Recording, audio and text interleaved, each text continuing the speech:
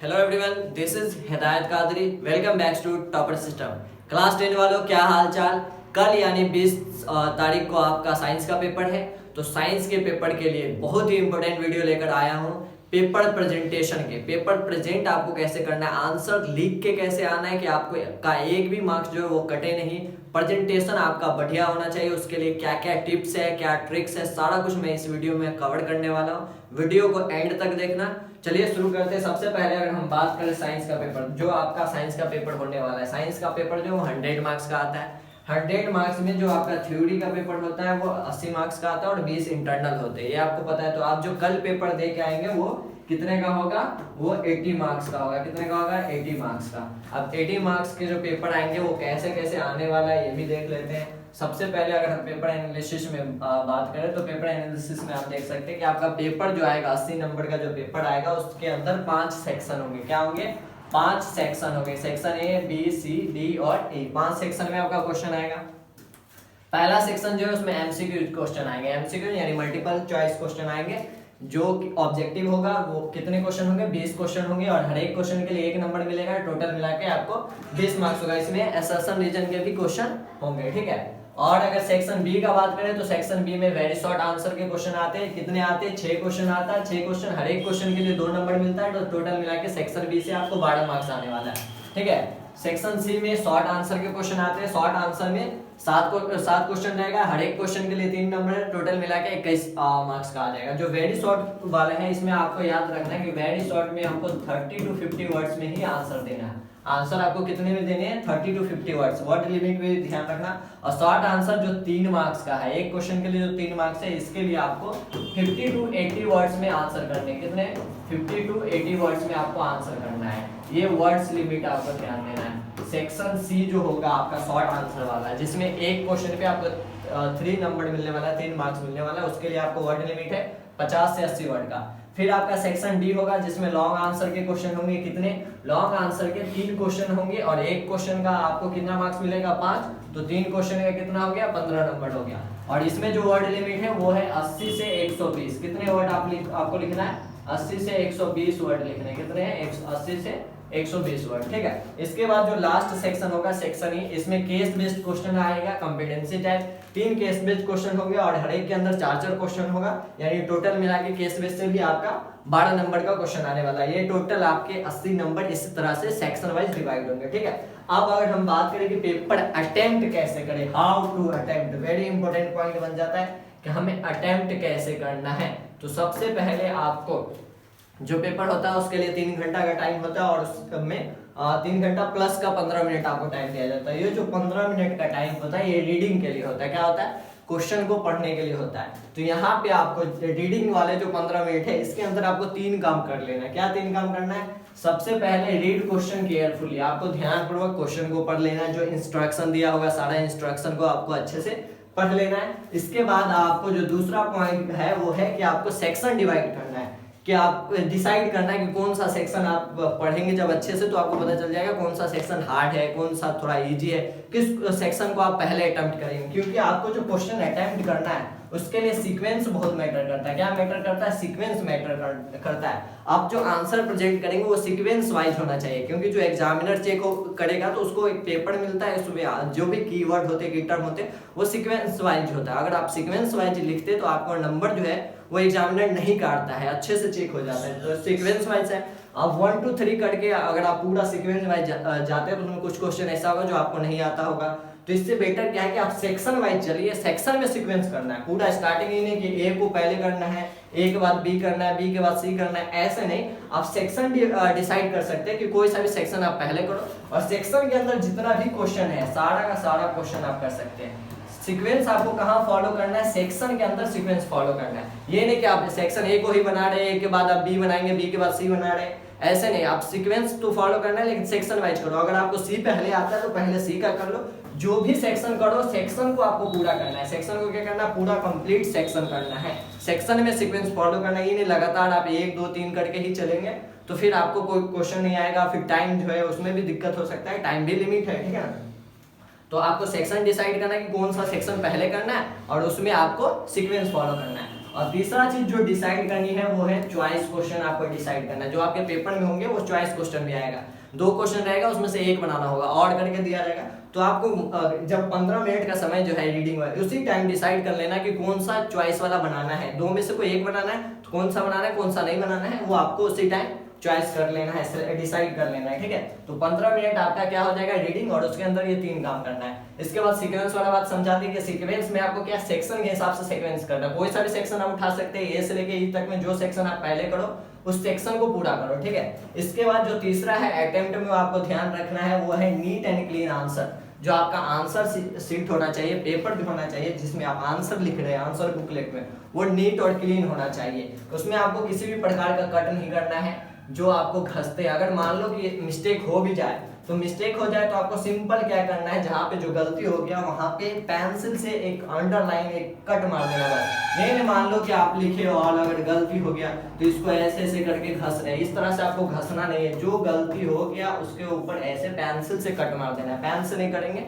Pencil से cut मार देंगे, ठीक है ये। और साथ में आपको जो पेपर में ध्यान रखना है वो अंडरलाइन भी करना है, जहां पे कोई की टर्म मिले वहां पे अंडरलाइन करना है। बहुत इंपॉर्टेंट पॉइंट बता रहा हूँ, अंडरलाइन बहुत मैटर करता है। आपको क्या करना है, कीवर्ड जो आप आंसर लिख रहे हो उसमें एक वर्ड होगा, 2 वर्ड ऐसा होगा जो आंसर का मेन होगा, मेन कीवर्ड होगा, उसको आपको अंडरलाइन कर देंगे। और जो भी एग्जामिनर चेक करता है तो अंडरलाइन वाला को पहले फोकस में लाता है और उसी को देख के नंबर देता है। तो आप अंडरलाइन करेंगे तो आपके नंबर्स अच्छे बनेंगे, इसलिए अंडरलाइन आपको करना है। जब आप पेपर प्रेजेंट कर रहे हो तो उस समय दूसरा बात ध्यान रखना है, कट आपको सिंपल एक पेंसिल से कट मारनी है। इंपॉर्टेंट की टर्म को आपको अंडरलाइन करना है, जो भी कीवर्ड्स होंगे कीवर्ड्स को आपको क्या करना है, अंडरलाइन करना है। तीसरा जो है, जबकि आप आंसर लिखेंगे तो आंसर के बीच गैप बहुत जरूरी होता है। एक आंसर आप लिख दीजिए, एक आंसर के बीच में आपको 2-3 लाइन, कम से कम 2 लाइन तो मेंटेन करना है, गैप देना है। इसके बाद दूसरा, आपको बहुत मतलब पेज बहुत रहता है, जो आपको आंसर बुकलेट मिलता है उसमें बहुत ज्यादा पेज रहता है, तो आपको कंजूसी करने की जरूरत नहीं है।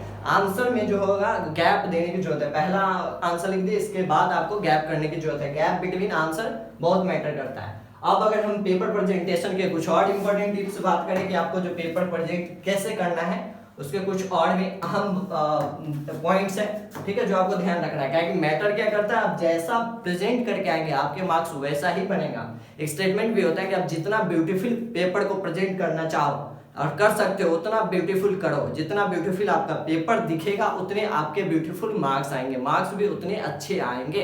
तो पेपर प्रेजेंटेशन काफी मैटर करता है। तो सबसे पहले आपको जो ध्यान देना है, जो आंसर आपको लिखना है साइंस के पेपर में, आंसर आपको कैसे लिखना है, आंसर आपके 2 फॉर्म में बन सकते हैं, पॉइंट्स में और पैराग्राफ में। तो कब आपको पॉइंट्स में लिखना है, कब पैराग्राफ में लिखना है, तो आपको जितना भी आंसर लिखना है वो पॉइंट्स के फॉर्म में लिखना है। कैसे लिखना है, पॉइंट्स के फॉर्म में लिखना है, ये बात आपको ध्यान रखना। पैराग्राफ का आप तभी इस्तेमाल करेंगे जब क्वेश्चन कुछ इस प्रकार से आपको दिखेगा, right a short note on it's.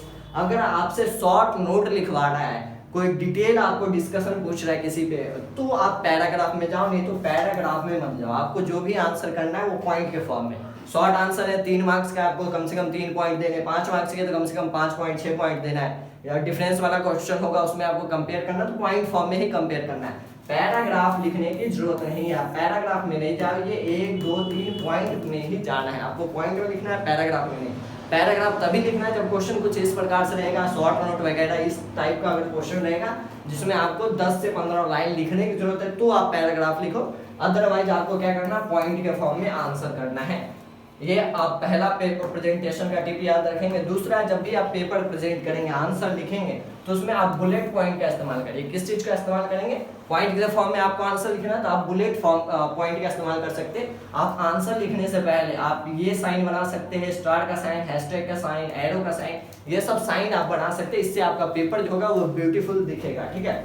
इसके बाद तीसरा है कि आप टेबल्स भी बनाएं, आंसर में आप टेबल्स बना के आंसर करें। कब, जब भी आपका डिफरेंस वाला क्वेश्चन आए, जितना भी डिफरेंस वाला क्वेश्चन आएगा उसमें आपको टेबल बनाना है। जैसे एनारोबिक रिस्पिरेशन और एरोबिक रिस्पिरेशन के बीच डिफरेंस पूछा, तो एक तरफ लिखो एनारोबिक, एक तरफ लिखो एरोबिक, और दोनों के बीच आपको पॉइंट, 4 पॉइंट 3 पॉइंट जितने भी पॉइंट डिफरेंस में वो आपको देना है। तो एक टेबल हो गया, कंपेयर टाइप हो गया, ठीक है।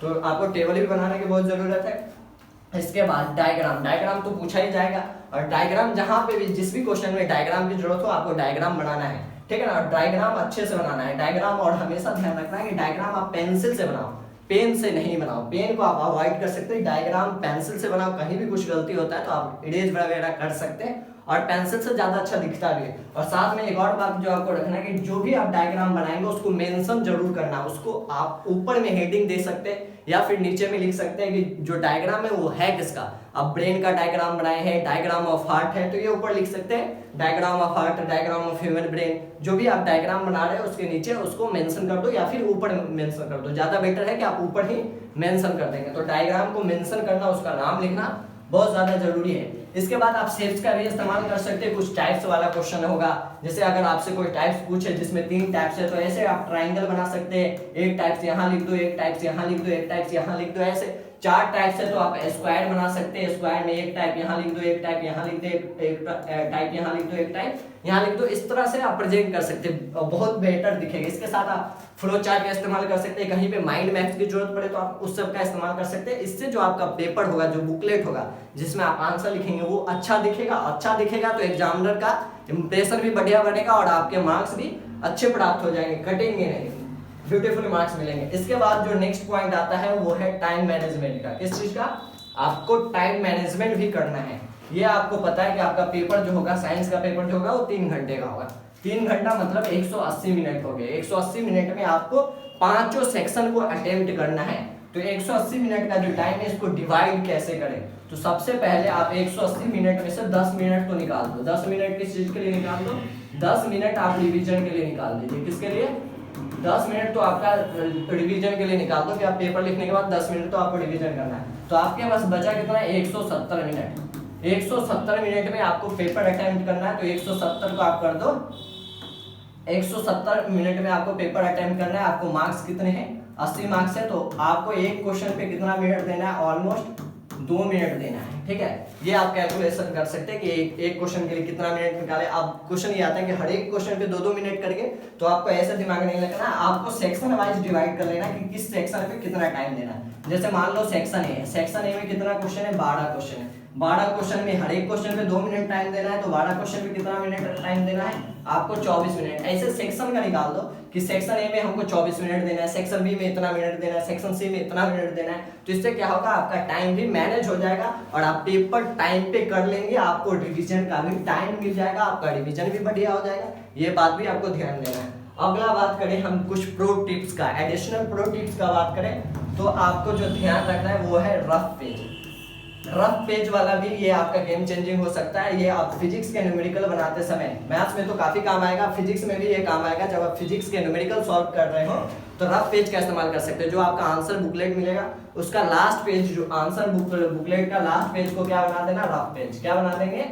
लास्ट पेज है उसके ऊपर में लिख देना रफ लिख देना, रफ वर्ड लिख देना, और ये आपका रफ पेज हो जाएगा। क्या हो जाएगा? Rough page. और इसके अंदर जो भी आपको न्यूमेरिकल का कैलकुलेशन करना है वो सब यहाँ पे करना है। लेकिन आपको याद रखना, रफ पेज को ज्यादा कचरा नहीं करना है। रफ पेज में आप जहाँ रफ कर रहे हैं, रफ वर्ड कर रहे हैं, तो उसको आप दिखाओ कि आपने क्या करा। ये नहीं कि घस के कुछ कर दो। आप जैसे पहला नंबर क्वेश्चन सॉल्व करें तो इसका जो भी कैलकुलेशन है यहाँ अच्छे से होना चाहिए। इसके बाद आप इसके नीचे दूसरा कैलकुलेशन करो, इसके नीचे तीसरा कैलकुलेशन करो, दिखना भी चाहिए। ये नहीं कि सबको ये इसी पे घस दिए। रफ को एकदम कचरा नहीं करना है। रफ में आप जो भी कैलकुलेशन करे वो दिखना भी चाहिए। उससे क्या होता है? आपके मार्क्स कटेंगे नहीं। ठीक है।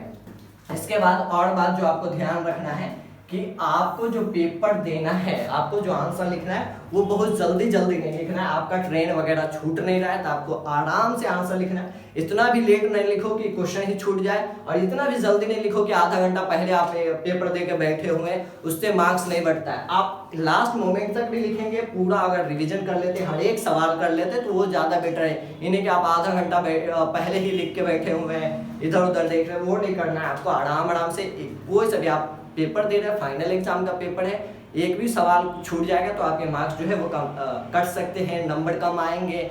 पॉइंट छूट जाएगा तो नंबर कम आएंगे। इसलिए आपको आराम से करना है। जो टाइम लिमिट है वो टाइम लिमिट अगर आप बना लिए कि इस सेक्शन में इतना टाइम देना है, उसी टाइम लिमिट के अनुसार आपको बनाना है। लास्ट में आपको 10 मिनट रिवीजन का करना है और इस पर आपको टाइम को डिवाइड करना है। ये नहीं कि स्पीड करके आधा घंटा पहले ही कर ले, उस तरह से नहीं करना। रिवीजन जो होगा वो बहुत जरूरी है। ये आपको करना ही करना है। 10 मिनट का रिवीजन जरूरी है। पेपर अटेम्प्ट पूरा अगर आप कर लिए उसके बाद 10 मिनट रिवीजन जो है उसको देखो। कोई सवाल छूट गया, कहीं पे कोई यूनिट छूट गया, यूनिट कन्वर्सेशन कर रहे हैं, कन्वर्जन में आपका कोई यूनिट छूट रहा है, ऐसा यूनिट छूट रहा है, कोई सा भी पॉइंट छूट रहा है तो रिवीजन करेंगे तो आपको पता लग जाएगा, उसमें आप उसको लिख सकते हैं। तो रिवीजन बहुत ज़्यादा जरूरी है। ये सब बातों का आपको ध्यान रखना है। साथ में आपका कल जो पेपर होने वाला है साइंस का, उसके लिए आप 2-3 चीज और बात ध्यान रखो कि किसी भी प्रकार का स्ट्रेस लेने की जरूरत नहीं है, किसी भी तरह का टेंशन लेने की जरूरत नहीं है। साइंस का जो आपका पेपर आने वाला है वो इजी ही आएगा। आपकी तैयारी पूरी अच्छी हो चुकी होगी, तैयारी कराई भी गई है। केमिस्ट्री के लिए आपको top important sure short question दिया गया है, वही क्वेश्चन सब आएगा। फिजिक्स में आपको दिया गया है, बायोलॉजी में दिया गया है, वो सब क्वेश्चन कर लेते हैं। आपको टेंशन लेने की जरूरत नहीं, पेपर बहुत आसान रहेगा। बी कॉन्फिडेंस, आपको कॉन्फिडेंस रखना है, खुद में कॉन्फिडेंस रखेंगे तभी आपका पेपर अच्छा जाएगा। ज्यादा सोचने की, स्ट्रेस लेने की जरूरत नहीं है। स्ट्रेस लेवल को जितना कम रखो उतना बेटर आपका एग्जाम जाएगा। साथ में कॉन्फिडेंस को आपको हाई करना है, किसी भी प्रकार का टेंशन नहीं लेना है आपके पेपर के लिए। All the best. मिलते हैं अगले वीडियो में, तब तक के लिए stay connected, stay updated with topper system. Thank you.